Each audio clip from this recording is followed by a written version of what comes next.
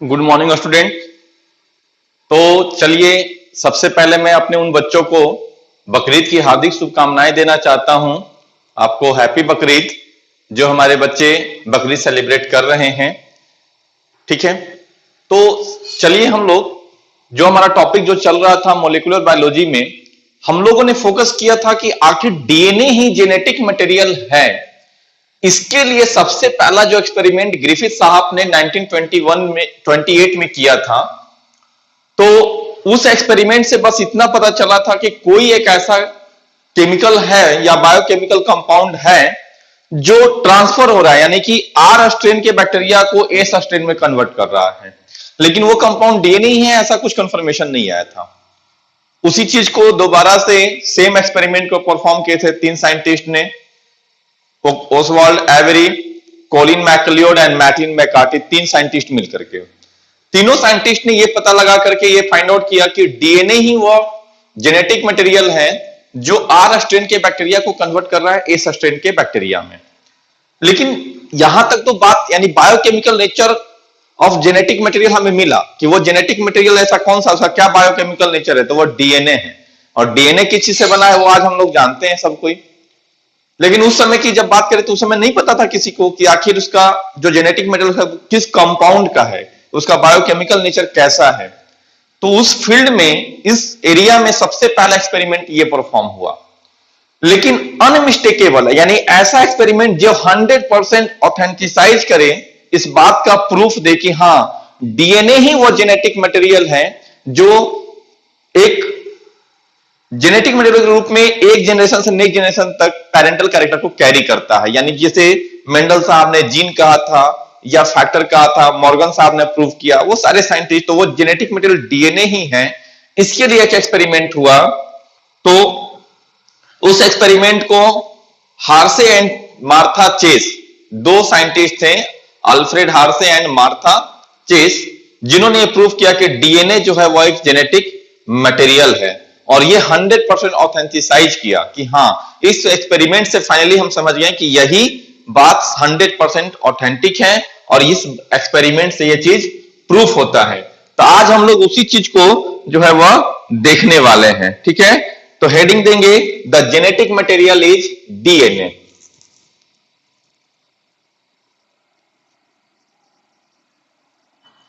The genetic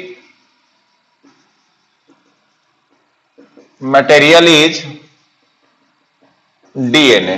The genetic material is DNA. Okay, देखिए, genetic material of DNA is, यानी कि DNA ही genetic material है। तो इसके लिए हम जानते हैं कि 2 साइंटिस्ट हैं, तो इसको कहते हैं कि दी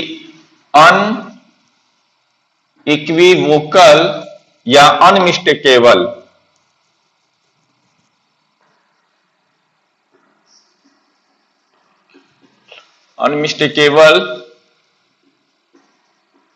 proof that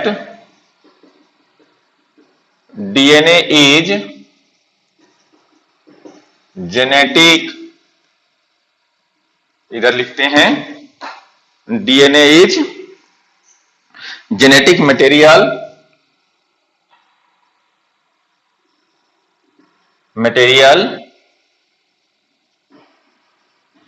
came from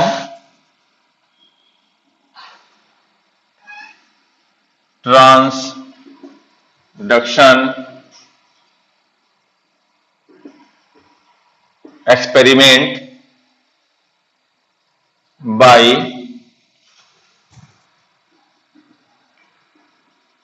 Alfred Hershey and Martha chess.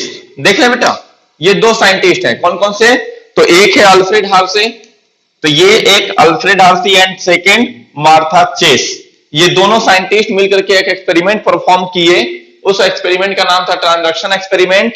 और किसके थ्रू हुआ, तो ये Alfred Hershey and Martha Chase के थ्रू हुआ। और ये एक्सपेरिमेंट हुआ था कब, तो 1952 में।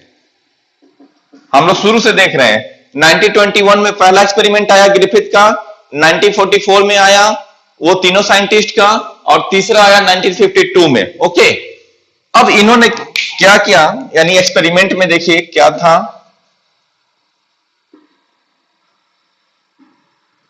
इन्होंने क्या लिया था, इन्होंने लिया था T2 बैक्टीरियोफाज, जो क्या करता है, इन्फेक्ट बैक्टीरिया। और ये T2 बैक्टीरियोफाज जो है, इसमें होता है दो चीज। T2 बैक्टीरियोफाज में क्या क्या, एक तो इसमें डीएनए होगा और दूसरा इसमें प्रोटीन कोट होगा। प्रोटीन कोट यानी जिसे आप कैप्सिड कह सकते हैं, जो वायरस का कवरिंग पार्ट होता है। ओके, तो ये जो बैक्टीरियोफाज है T2 बैक्टीरियोफाज, तो आप इसी को लिख सकते हैं, and it is made by किस चीज से बना हुआ है, तो डीएनए एंड प्रोटीन से मिलकर बना हुआ है। कहते हैं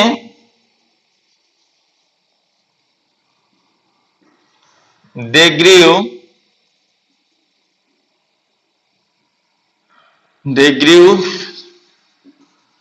bacterium in two separate culture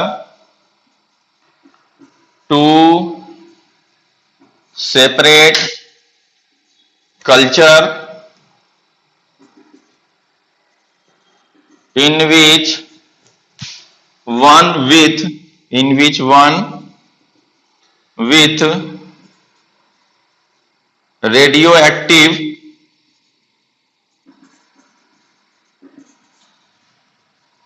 S35 and another with radioactive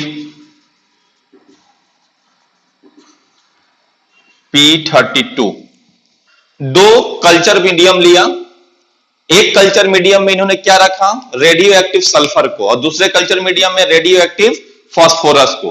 radio active sulphur का जो यहां पर देख रहे हैं वह S35 यानी सल्फर 35 वाला, ठीक है, यानी उसका एटॉमिक मास S35 है, और फास्फोरस का एटॉमिक मास वो कितना है, तो 32 है। ओके, क्योंकि ऐसे नॉर्मली फास्फोरस का कितना होता है, 30 होता है, और सल्फर का कितने होते हैं, 32 होना चाहिए। ओके, तो यहां पर ये दोनों रेडियो एक्टिव जो है, एक फास्फोरस है और दूसरा सल्फर है। अब ऐसा क्यों किए, सल्फर जो है वह प्रोटीन का बनाता है, सल्फर प्रोटीन में मिलता है, दैट मींस कि सिस्टीन और मेथियोनिन में। तो यहां पर जो T2 बैक्टीरियोफाज लिया है, इस बैक्टीरियोफाज को लेबल करने के लिए, यानी बैक्टीरियोफाज का जो प्रोटीन कोट होगा वो लेबल्ड होगा किससे, सल्फर 35 से। और बैक्टीरियोफाज का जो डीएनए होगा, डीएनए में क्या होता है, फॉस्फेट आता है, यानी फास्फोरस होता है। तो बैक्टीरियोफाज में डीएनए है, तो उसका डीएनए जो है वो लेबल्ड होगा P32 से। लिखेंगे phage of protein labelled with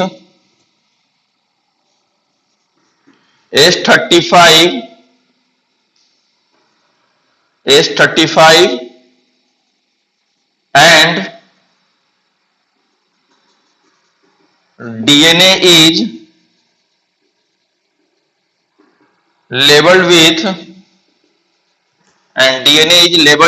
तो उसका डीएनए जो होगा वो लेबल्ड होगा किससे, तो DNA is labelled with P32 यानी रेडियो एक्टिव P32 और रेडियो एक्टिव S35 से। तो वो उस फाज का, T2 फाज का, या यहां पर आप फाज के जगह पे आप पूरा लिख सकते हैं T2 बैक्टीरियोफाज, पूरा लिख देता हूं मैं, T2 बैक्टीरियोफाज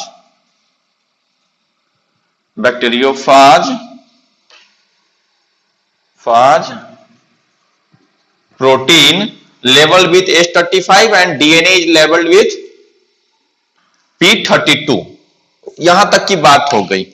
अब इस फाज को जब लेबल्ड किए हैं हम लोग, उस फाज से यानी उस बैक्टीरियोफाज से बैक्टीरिया को इन्फेक्ट कराएंगे, जो बैक्टीरिया दो अलग अलग कल्चर मीडियम में ग्रोथ कर रहा है। ओके, अब इससे होगा क्या फायदा, हमें पूरा एक्सपेरिमेंट आपको हम बताते जा रहे हैं वन सीक्वेंस में। इससे फायदा हमें यह होना है कि जब वह फाज उस बैक्टीरिया को इन्फेक्ट करेगा तो इससे यह बात को प्रूफ होगा कि वो जो वायरस है यानी बैक्टीरियोफाज, वो अपना डीएनए बैक्टीरिया में डालता है या फिर अपना प्रोटीन बैक्टीरिया में डालता है, सेपरेट करने के लिए, आइडेंटिफाई करने के लिए, पहचान करने के लिए। ये दो ब्लैक मार्कर है मेरे पास, दोनों एक जैसे दिख रहे हैं, दोनों हल्का हल्का पुराना है, दोनों में सारे चीज दिख रहे हैं। तो हम कैसे आइडेंटिफाई करें कि ये मेरा है और ये आपका है? एक मार्कर लगा देंगे, कुछ पहचान दे देंगे इसको। अगर इसके ऊपर कुछ रेड कलर का लगा दिया तो ये पता चल जाएगा और हमने इंडिकेट कर लिया कि इसके ऊपर में जो रेड कलर का होगा वो मेरा, ये तुम्हारा। आसानी से आपने मार्क कर लिया ना इसको। तो इसी चीज को पहचानने के लिए कि ये बैक्टीरियोफाज जो है वो अपना डीएनए को बैक्टीरिया में डालता है या अपना प्रोटीन को डालता है, उसके लिए हमने क्या किया है, इसको लेबल्ड किया। हमने नहीं, मतलब इस साइंटिस्ट ने क्या किया कि H35 रेडियो एक्टिव है जो आसानी से लेबल्ड हो सकता है, और P32 जो रेडियो एक्टिव है ये भी आसानी से लेबल्ड हो सकता है, यानी पहचाना जा सकता है। और ऐसे ऐसे ये लेबल्ड किए हुए यानी उस फाज को लेबल्ड कर दिए। ठीक है, तो T2 bacteriophage protein label with H35 and DNA is label with P32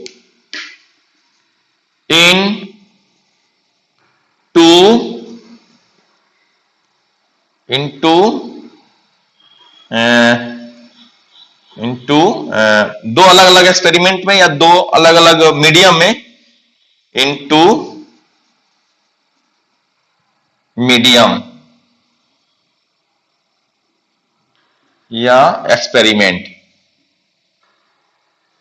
दो अलग अलग एक्सपेरिमेंट में इसको कर दिए। अब T2 जो बैक्टीरियोफाज है वो इन्फेक्ट करेगा वायरस बैक्टीरिया को, तो T2 bacteriophage infect to bacterium in separate experiment. तो दो सेपरेट एक्सपेरिमेंट में ये जो है वह इन्फेक्ट कराएं, किसको? T2 से बैक्टीरिया को इन्फेक्शन करवाएं हम लोग। अब नाउ ऑब्जर्वेशन है, क्या होगा? द H35 यानी कि जो H35 है वह फाज के डीएनए में नहीं मिलेगा, और P32 वह जो है वह प्रोटीन कोट ऑफ T2 में नहीं मिलेगा। तो यहां पर यह भी मेंशन कर देते हैं sentence,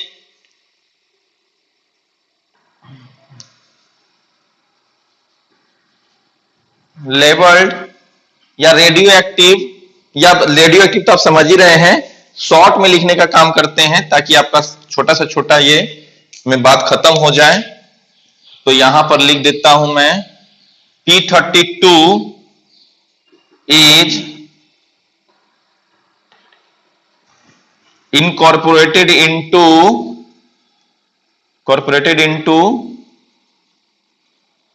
bacterial DNA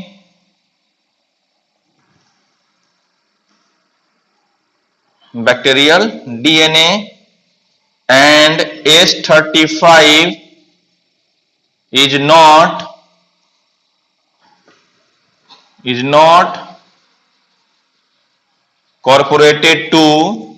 H35 is not incorporated to bacterial DNA। तो P32 is incorporated into bacterial DNA and H35 is not incorporated to bacterial DNA, क्योंकि डीएनए में सल्फर की जरूरत ही नहीं है। अगर कॉर्पोरेट होना भी है तो सिर्फ P32 हो सकता है, क्योंकि डीएनए में सल्फर की जरूरत ही नहीं है। एंड H35 जो है वो सिर्फ प्रोटीन में इनकॉर्पोरेट हो सकता है। अब सेकंड बात को देखेंगे अब हम लोग यहां पर। ओके, यहां तक की बातें अगर लिख लिया आपने तो चलिए इसके आगे की बातों को अब हम लोग को लिखना है। जैसे हम लोगों ने देख लिया ये बात,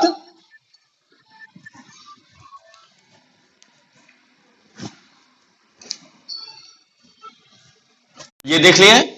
इसके बाद में हम लोगों को लेबलिंग जो हुआ हमारा, उस लेबलिंग के बाद में 3 स्टेप्स की जरूरत होती है। ओके, तो कहते हैं कि after the labelling 3 steps follow.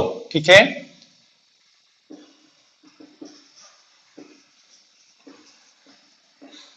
After labelling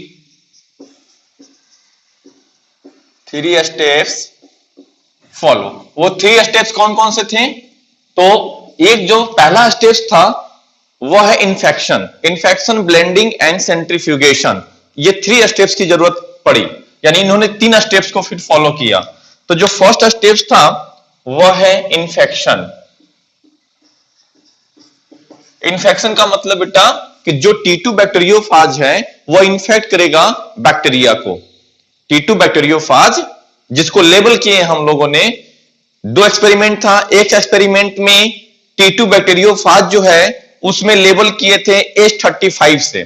उससे क्या हुआ कि वह जो वायरस है यानी बैक्टीरियोफाज है उसके प्रोटीन के कोड पे यानी कैप्सिड पे क्या आ गया? सल्फर, रेडियो एक्टिव सल्फर आ गया।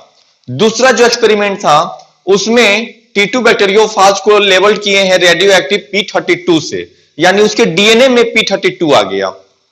अब दोनों अलग अलग एक्सपेरिमेंट के वायरस को 2 अलग अलग कल्चर मीडिया के बैक्टीरिया के साथ इंफेक्शन कराएंगे।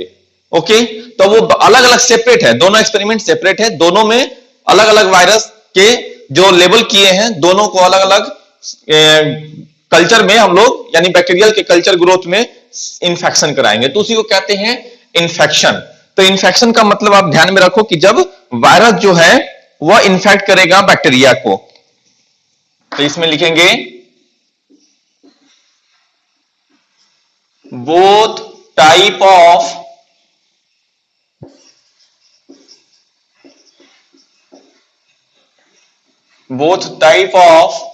labeled phage infect to bacteria into experiment. तो 2 अलग अलग एक्सपेरिमेंट में जो अलग अलग लेबल किया हुआ फाज है वो इन्फेक्ट कराएगा किसको? तो बैक्टीरिया को। सेकेंड स्टेप कौन सा है इन्फेक्शन के बाद में? ब्लेंडिंग। ब्लेंडिंग का मतलब हुआ कि जब इन्फेक्शन हो गया तो बैक्टीरिया और वायरस को सेपरेट करना। इसको कहेंगे breakup connection between phage and bacteria. और थर्ड स्टेप जो है वह है सेंट्रीफ्यूगेशन का। सेंट्रीफ्यूगेशन का फेज क्या कहता है? सेंट्रीफ्यूगेशन का फेज का मतलब हुआ कि दोनों को, किसको? जो इन्फेक्शन हुआ है तो सेपरेट करने के बाद में जो सब्सटेंस है उसको सेंट्रीफ्यूज करना। सेंट्रीफ्यूगेशन एक मशीन होती है, सेंट्रीफ्यूज मशीन, जिसमें हम लोग सेट करने का रहता है। 1 मिनट में 50,000 टाइम्स, 50,000 टाइम्स वो रिवॉल्व करेगा, तो उसी को कहते हैं आरपीएम। तो रिवोल्यूशन पर मिनट आरपीएम। तो 10,000 टाइम्स, 50,000 टाइम्स, 5,000 टाइम्स, जितने पे सेट करना है। जस्ट लाइक जैसे हमारा गैस स्टोव में गैस को ऑन करते हैं, फ्लेम हाई चाहिए तो उसको नोब से घुमा के हम लोग हाई फ्लेम पे रखते हैं। फ्लेम कम चाहिए यानी कम हीट देना है तो थोड़ा सा कम कर दें। उसी तरह से इसमें सेट करने का होता है कितना रिवॉल्यूशन पर मिनट आप उस चीज को सेंट्रीफ्यूज करना चाहते हैं। ओके, तो उसी को कहते हैं हम लोग सेंट्रीफ्यूगेशन। और वो मशीन के थ्रू, एक छोटा सा मशीन होता है। तो यहां पर कहते हैं वायरस पार्टिकल separated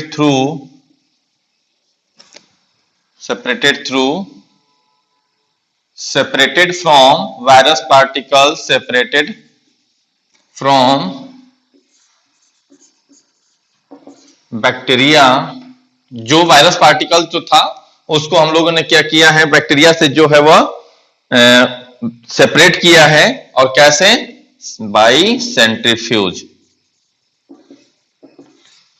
तो सेंट्रीफ्यूज मशीन के थ्रू इसको, तो ये 3 स्टेप्स हो गए, इन्फेक्शन, ब्लेंडिंग एंड सेंट्रीफ्यूगेशन। जब तीनों स्टेप्स इन्होंने किया, हर्षे मार्था, ये Hershey Chase and Martha and Chase ने, ठीक है, तो उसके बाद इन्होंने क्या क्या फाइंड आउट किया? इन्होंने फाइंड आउट किया कि जब सेंट्रीफ्यूगेशन हुआ तो जो बैक्टीरिया है, उस बैक्टीरिया इन्फेक्शन होने के बाद में जो बैक्टीरिया है उसमें रेडियो एक्टिव लेवल P32 मिला, और जो सुपरनेटेंट पार्ट, यानी इन्फेक्शन करने के बाद वायरस का जो कैप्सिड पार्ट होता है उसको कहते हैं सुपरनेटेंट पार्ट, तो उस सुपरनेटेंट पार्ट में रेडियो एक्टिव H35 मिला। ये दो बातें पहले हम लोगों को देखना है कि जब इन्फेक्शन करने के बाद में क्या क्या हमें मिला। तो पहले तीनों स्टेप्स को समझ गए, अब वो तीनों स्टेप्स के बाद में जो हम इन्होंने फाइंड आउट किया वो चीज को लिखना है।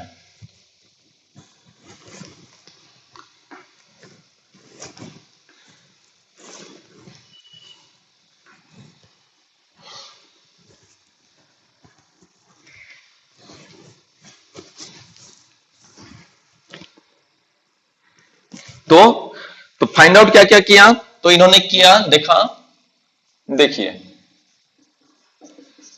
आफ्टर सेंट्रीफ्यूगेशन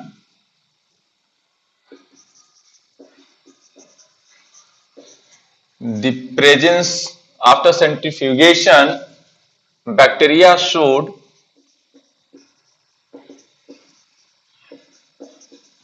बैक्टीरिया क्या दिखाता है, तो bacteria showed the presence of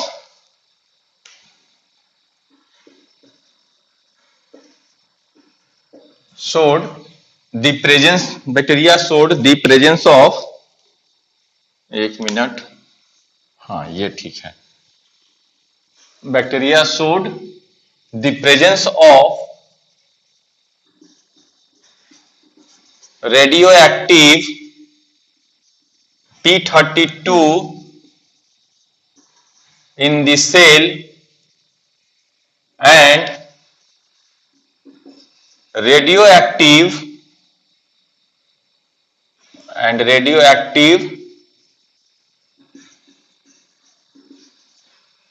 H35, ये H35 हो गया, H35 out from cell. Cell के बाहर में क्या मिला है, H35, और सेल के, बैक्टीरिया के सेल के अंदर में क्या मिला, P32 मिला है। ये बात आपको ध्यान में रखना होगा। तो पहले ये दो बातों को थोड़ा सा ध्यान में रख के चलेंगे कि एक में क्या क्या मिला है, सेल के अंदर मिला है P35, और सेल के अंदर में मिला है, सॉरी, सेल के अंदर में मिला है P32 और सेल के बाहर में मिला है H35।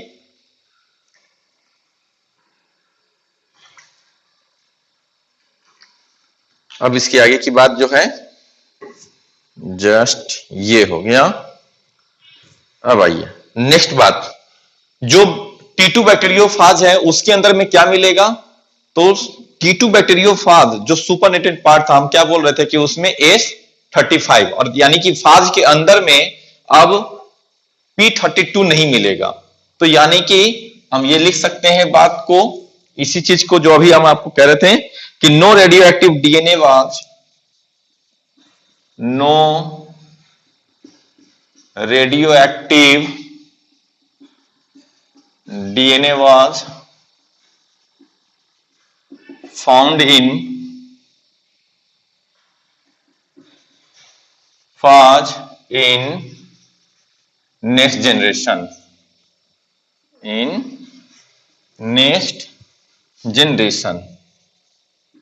तो सेकेंड जनरेशन या नेक्स्ट जनरेशन, क्योंकि वो तो अपना डीएनए को बैक्टीरिया के अंदर डाल चुका है। अगर नहीं डालता तब होता, लेकिन डीएनए को क्या किया है, बैक्टीरिया के अंदर डाल चुका है, तो उसके पास अब डीएनए बचा नहीं है, तो रेडियो एक्टिव उसके पास P32 नहीं मिलेगा। ओके, तो नो रेडियो एक्टिव डीएनए अब नहीं है उसके पास में, क्योंकि वो बैक्टीरिया के अंदर में ट्रांसफर कर चुका है। ये बात हो गई। अब बैक्टीरिया के अंदर क्या नहीं मिलेगा, क्योंकि बैक्टीरिया के सेल के अंदर P32 मिल चुका है, तो क्या नहीं मिलेगा, रेडियो एक्टिव H35 नहीं मिलेगा। ओके, तो इसी चीज को लिखेंगे, the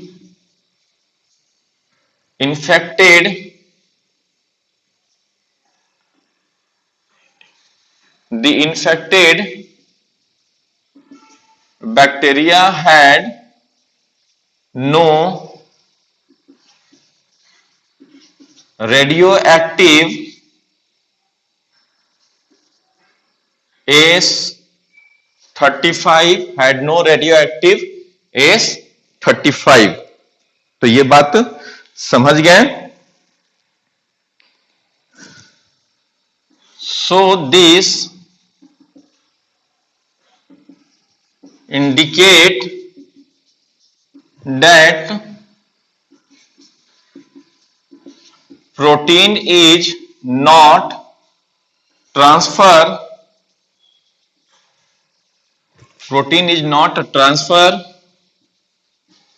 from bacteriophage to bacteria। Okay, so this is proof that, अब इससे क्या हो गया, proof that DNA is genetic material, या लिख सकते हैं DNA is transfer from bacteriophage to bacteria, so this indicate या this is proof that DNA is genetic material। मैंने डायरेक्ट लिख दिया, इसी से क्या हो रहा है, प्रोटीन नहीं जा रहा है तो क्या जा रहा है, जेनेटिक मटेरियल यानी डीएनए जा रहा है, और जब डीएनए जा रहा है तो ये बात प्रूफ हो रहा है कि डीएनए इज जेनेटिक मटेरियल। मान लिया किसी के दिमाग में आ सकता है कि डीएनए के ट्रांसफर होना यानी बैक्टीरियोफाज से बैक्टीरिया के अंदर डीएनए का ट्रांसफर होना, ये कैसे प्रूफ करता है कि डीएनए ही जेनेटिक मटेरियल है, क्योंकि ये बात साबित था कि बैक्टीरियोफाज अपना जेनेटिक मटेरियल ही बैक्टीरिया में ट्रांसफर कर सकता है। ओके, अगर प्रोटीन ट्रांसफर किया है तो प्रोटीन जेनेटिक मटेरियल होता, और अगर डीएनए ट्रांसफर कर रहा है तो डीएनए जेनेटिक मटेरियल है। यह प्रूफ हो चुका है। ओके, इसी चीज को थोड़ा सा डायग्राम बना करके आपको हम समझा देते हैं। यहां तक बात लिख लिए होंगे आप।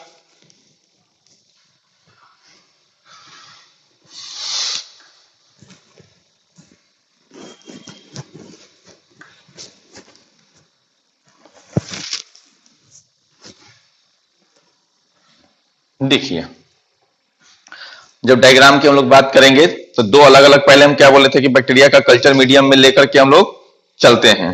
एक तरफ ब्लू कलर से जो मार्कर से हम इंडिकेट करेंगे डेट में रेडियो एक्टिव के लिए है। तो इधर देखो, एक वायरस हम बना रहे हैं और ये ब्लू कलर से बनाने का मतलब है कि इसका ये पार्ट रेडियो एक्टिव है। ओके, और इसके अंदर का जेनेटिक मटेरियल जो है वह रेडियो एक्टिव नहीं है। दूसरी तरफ हम क्या कर रहे हैं, ये वायरस बना रहे हैं और इसको ब्लैक से बनाने का मतलब कि इसमें रेडियो एक्टिव सब्सटेंस ये पार्ट में नहीं है। अब इसका जेनेटिक मटेरियल क्या किए, हम ब्लू मार्कर से बना दिए, इसका मतलब कि ये रेडियो एक्टिव है। ओके, आइए इसमें इंडिकेट करते हैं। ये हो गया DNA labelled with radioactive P32, और यहां पर ये हो गया protein coat labelled with radioactive S35। Okay, ये क्या है, बैक्टीरियोफाज है।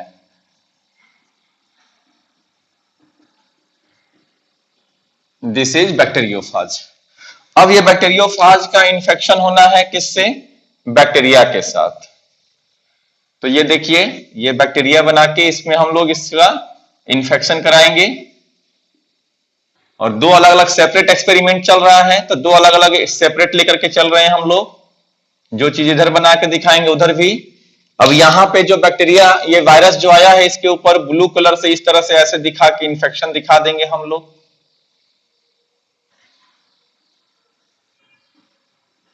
ये हो गया।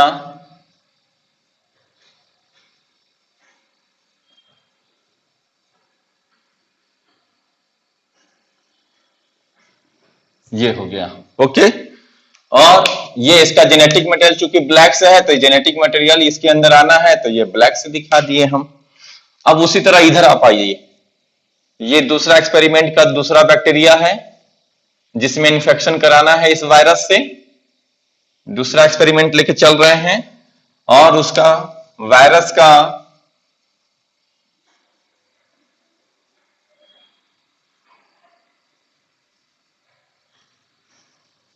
और इसका जेनेटिक मटेरियल रेडियो एक्टिव है, तो ब्लू कलर से दिखा दिए। ओके। यहां भी एक और वायरस से इन्फेक्शन करा दिए हम लोग।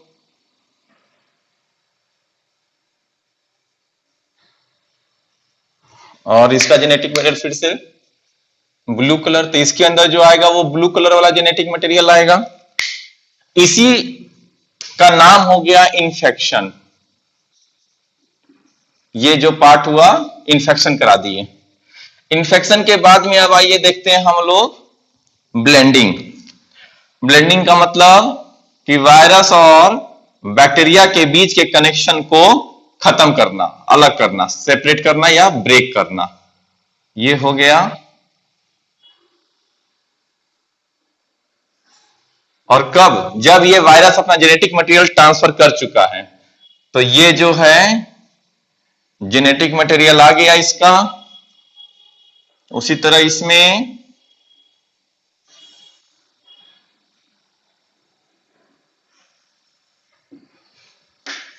और इसमें जेनेटिक मटेरियल कैसा आएगा? ब्लू कलर का आएगा। ओके, क्योंकि रेडियो एक्टिव लेबल्ड है। अब यहां पे जो वायरस बचेगा, वायरस का जो पार्ट बचेगा वो इस तरह से नॉन रेडियो एक्टिव वाला बचेगा। इस तरह से वायरस दिखा दिए सिर्फ हम।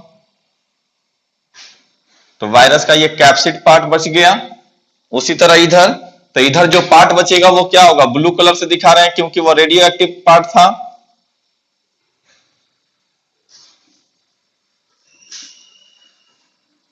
ये हो गया। अब आइए, इस प्रोसेस को बोलेंगे हम लोग ब्लेंडिंग। ब्लेंडिंग के बाद में लास्ट क्या था? सेंट्रीफ्यूगेशन, यानी दोनों को सेंट्रीफ्यूज करना।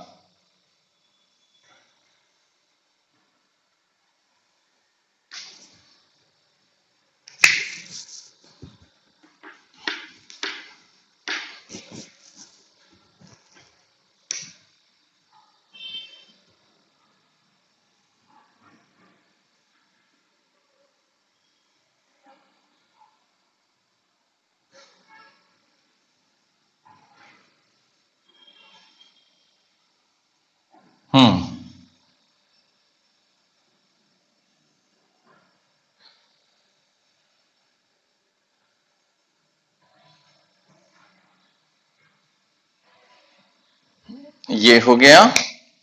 अब आइए उसके बाद में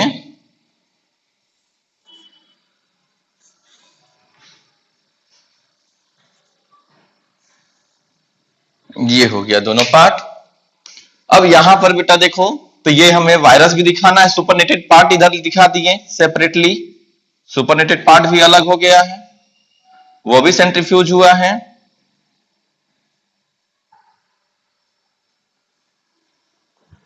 तो इधर भी सुपरनेटेड पार्ट अलग हो जाएगा।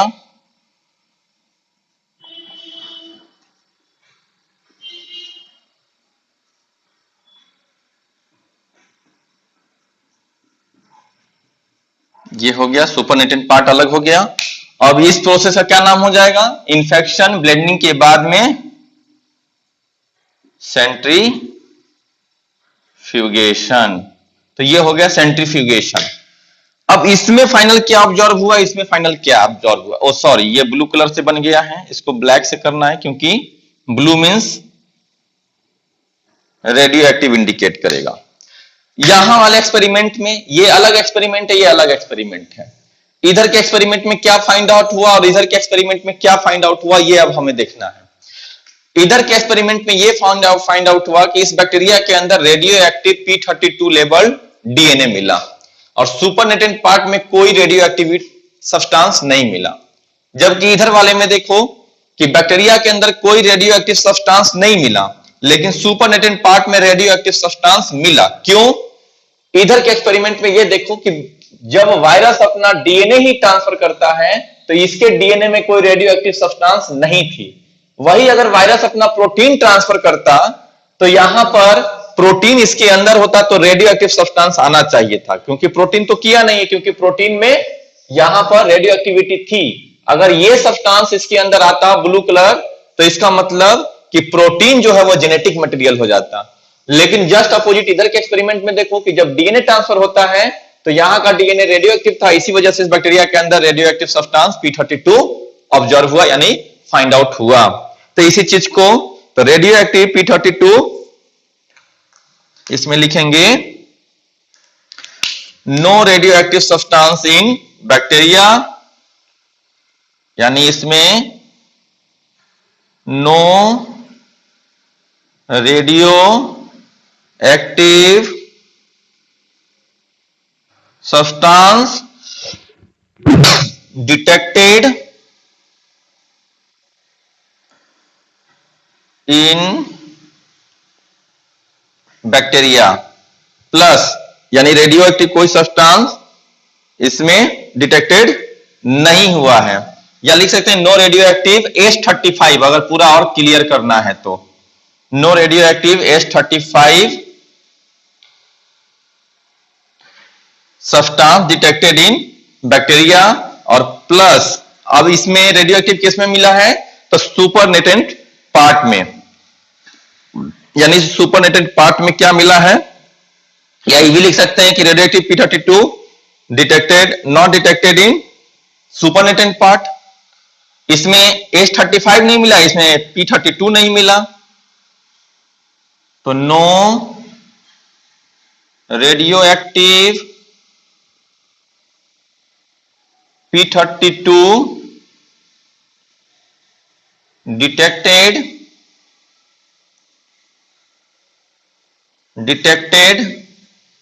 इन सुपरनेटेंट पार्ट। तो इस सुपरनेटेंट पार्ट में कोई रेडियो एक्टिव सब्सटेंस डिटेक्टेड नहीं हुआ है। जबकि इसमें आइए, अब इसमें आप क्या लिखेंगे तो रेडियो एक्टिव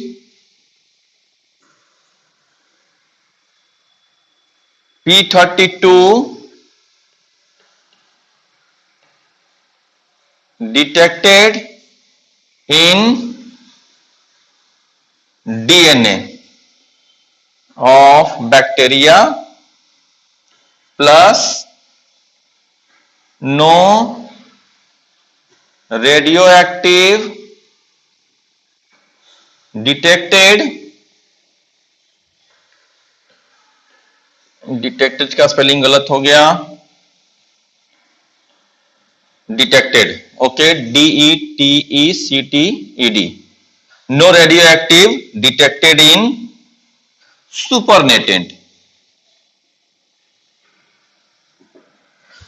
तो इधर वाले में इधर का एक्सपेरिमेंट जो है, अगर नीचे से नहीं दिखे आपको तो इस चीज को आप अपने नोटबुक में इसके नीचे में लिख लेंगे इसी ऑब्जर्वेशन को, और मैं इसको आपको इधर लिख देता हूं। मान लिया आप किसी को नहीं दिखाई दे नीचे का चीज हो जाए, ठीक है, तो इधर में आपको लिखना, इधर के एक्सपेरिमेंट में लास्ट में नीचे में सेंट्रीफ्यूगेशन के नीचे में कि no radioactive H35 detected in bacteria and, या इसी को लिख दीजिए कि रेडियो एक्टिव P32 की जगह पर H35 और नो हटा दीजिए यहां से, radio active H35 detected in supernatant part, बस इतना बात।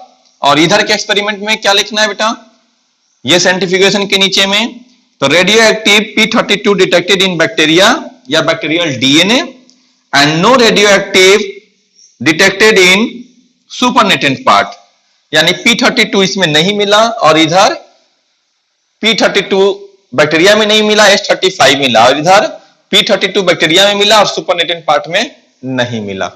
तो इसी से इंडिकेट होता है कि DNA is the genetic material. ये पूरे एक्सपेरिमेंट से दोनों साइंटिस्ट के एक्सपेरिमेंट से ये बात प्रूफ हो गया कि हाँ चलो डीएनए जो है वो जेनेटिक मटेरियल है। इसके बाद में आइए नेक्स्ट हम लोग देखते हैं अब। तो ये एक बात प्रूफ हो गया, ये एक्सपेरिमेंट कंप्लीट हो गया किसका? तो मार्था एंड चेस का, जिससे ये प्रूफ हो गया कि डीएनए जो है वो एक जेनेटिक मटेरियल है। ओके,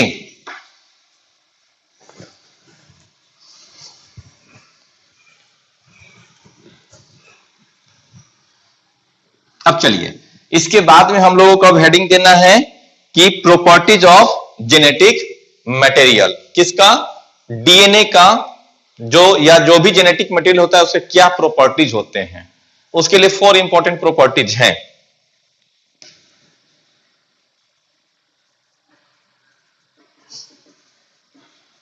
प्रॉपर्टीज ऑफ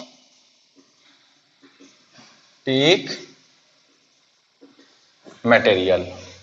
तो देखिए कह रहे हैं कि कोई अगर कंपाउंड सब्सटेंस जेनेटिक मटेरियल है तो वो मस्ट भी कुछ कैरेक्टर को फुलफिल करेगा। वो कैरेक्टर कौन कौन से, उसी को हम लोग यहां पर देखेंगे।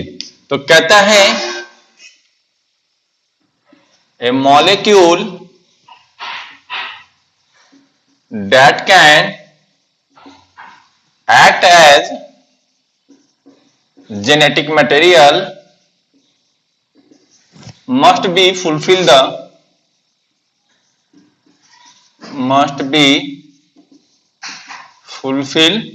the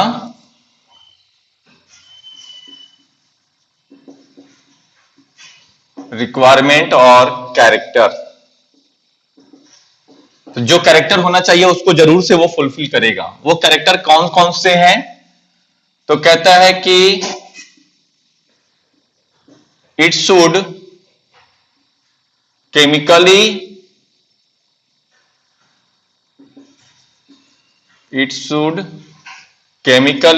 and structurally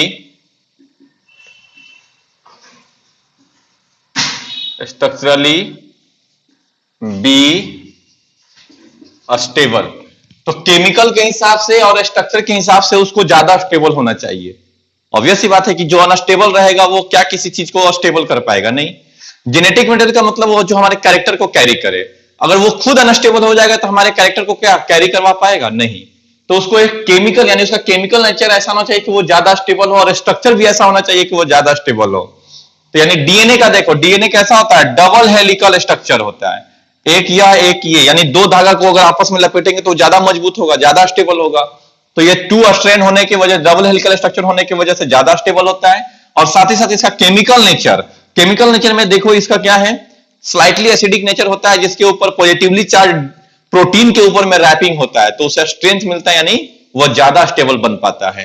तो इसीलिए कह रहा है कि chemically and structurally be stable. B क्या कहता है? सेकेंड हमारा कहता है कि it should be chemically structurally तो स्टेबल हो गए, it should able to generate, it should able to generate on replica। On replica का मतलब बेटा हो गया रेप्लिकेशन, यानी डीएनए से डीएनए खुद बना सके। अभी आगे जाके रेप्लिकेशन हम बताएंगे। इस तरह से इसको रेप्लिका प्लेट कहते हैं, यानी इस तरह से डीएनए जो है वह बनेगा और फाइनली एक डीएनए से, यहां पर जो एक डीएनए है जो इस तरह से बढ़ेगा, तो एक धागा इधर से जुटेगा, एक धागा इधर से जुटेगा और फाइनली 2 डीएनए बन जाएंगे। तो दैट इज कॉल्ड रेप्लिका। तो डीएनए जो है वह अपना रेप्लिका जनरेट करने में एबल होना चाहिए। तो इसी को कहते हैं should able to generate its own replica, यानी अपना रेप्लिका को यह जनरेट कर सके खुद से, जिसे हम लोग स्टार्टिंग में ही देखे थे सेल्फ रेप्लिकेशन का टर्म दे करके, यानी यह सेल्फ रेप्लिकेशन करेगा, किसी दूसरे के भरोसे नहीं रहेगा। ओके। थर्ड में कहता है it should provide a scope, it should ascribe a scope for slow mutation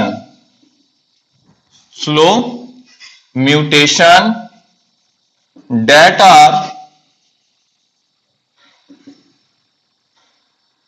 are required for evolution, जो किसके लिए जरूरत है, इवोल्यूशन के लिए जरूरत होता है, डेटा रिक्वायर्ड फॉर एवोल्यूशन। अब यानी कि थोड़ा थोड़ा म्यूटेशन होना चाहिए। म्यूटेशन आप लोग पढ़ चुके हैं जेनेटिक्स में, ओके। तो म्यूटेशन में आप जानते हैं कि स्लो चेंजेस जो जीन के लेवल पे हैं, तो उसमें स्लो चेंजेस होगा, इसी वजह से इवोल्यूशन हुआ। तो हम मानते हैं कि लाइफ का एग्जिस्टेंस कहां से आया है, तो लाइफ का एग्जिस्टेंस आया है बैक्टीरिया से, ओके। बैक्टीरिया हुआ, बैक्टीरिया से फिर अलग अलग स्पीसीज में इवोल्यूशन आते गया और बढ़ते चले गए हमारा ग्रोथ।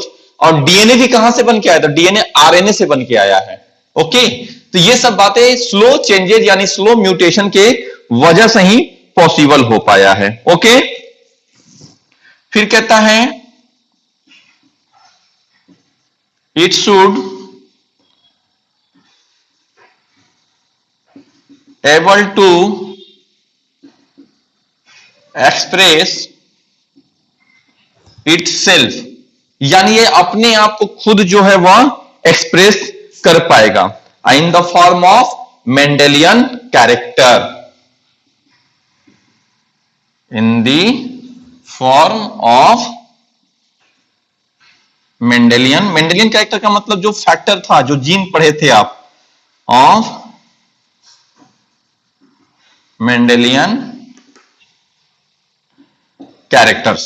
तो ये जो हुए वह प्रॉपर्टीज ऑफ जेनेटिक मटेरियल हुआ, और ये 4 प्रॉपर्टीज ही आपको याद रखना है, इससे ज्यादा का कोई जरूरत नहीं है। इतना ही आपको एनसीईआरटी के बुक में भी होगा, इतना ही एकदम शॉर्ट में, आपको बहुत ज्यादा नहीं जानना। और इसी से क्वेश्चन पूछ देगा, चारों सेंटेंस में से किसी एक में कुछ गड़बड़ करके आप पूछेगा कि कौन सा जो है वह, चारों स्टेटमेंट से कौन सा स्टेटमेंट जो है वह कैरेक्टर और या प्रॉपर्टीज ऑफ जेनेटिक मटेरियल को फॉलो नहीं कर रहा है। सारा चीज सेम रखेगा, आपको यहीं पर चेंज कर दिया, इट शुड नॉट एबल यहां कर दिया, बस नॉट लगा दिया, आप चारों स्टेटमेंट सेम दिया, पूछेगा किसमें कौन सा स्टेटमेंट जो है वो रॉन्ग है, तो आपको पूरा याद होना चाहिए, okay.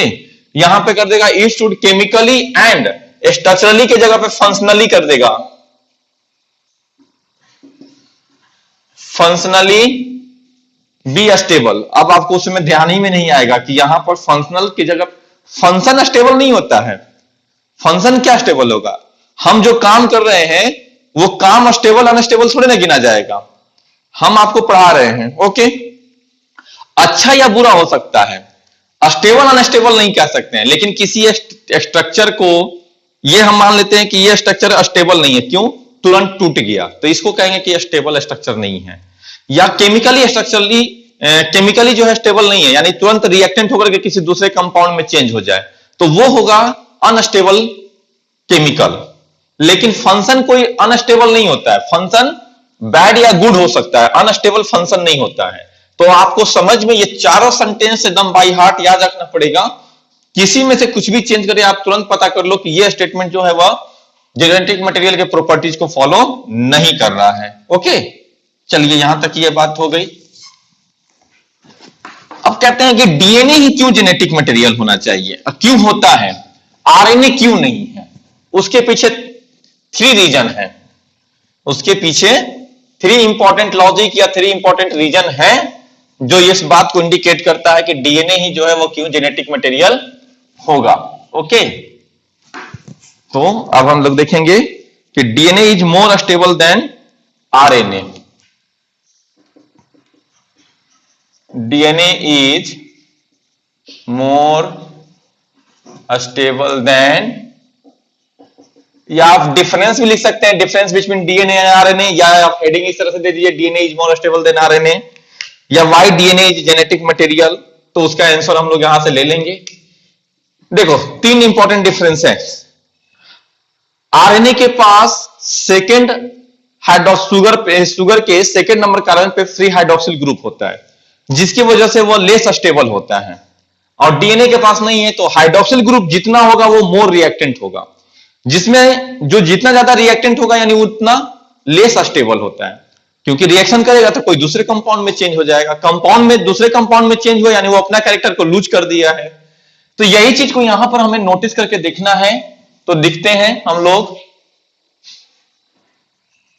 Free second hydroxyl group on sugar of RNA make less stable than DNA। Okay, तो पहला रीजन तो एक ये मिल गया। दूसरा रीजन आप देखो क्या है, कहते हैं uracil is present in RNA at place of thymine, और थायमीन पे एक मिथाइल ग्रुप होता है, मिथाइल ग्रुप होने की वजह से थायमीन जो है वह ज्यादा स्टेबल है। And thymine is more stable than uracil. दो रीजन मिल गया। आरएनए में जो यूरासिल है वो लेस स्टेबल होता है as compare to thymine in DNA से, तो यानी आरएनए और लेस स्टेबल कर दिया इसको। अब थर्ड वन रीजन देखिए, कहते हैं RNA is generally single stranded structure, generally single stranded structure, but DNA is double stranded, so RNA show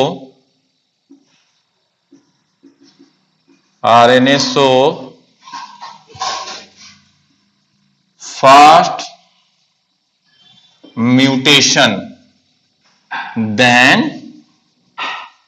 DNA, जिसकी वजह से आरएनए जो है वह काफी फास्ट म्यूटेशन शो करेगा एज कंपेयर टू डीएनए से। और यही वजह है कि जो आरएनए वाले वायरस होते हैं, अब लिखते हैं some virus has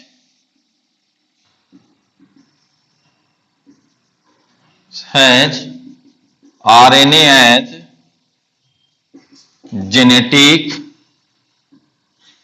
material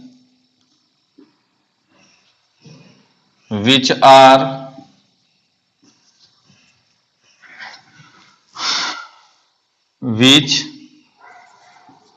so more mutation, जो क्या करता है ज्यादा म्यूटेशन को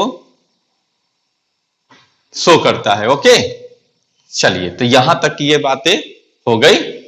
थैंक यू। अब इसके आगे के जो क्लास की बातें हैं वो हम लोग नेक्स्ट क्लास में देखेंगे। Okay, thank you.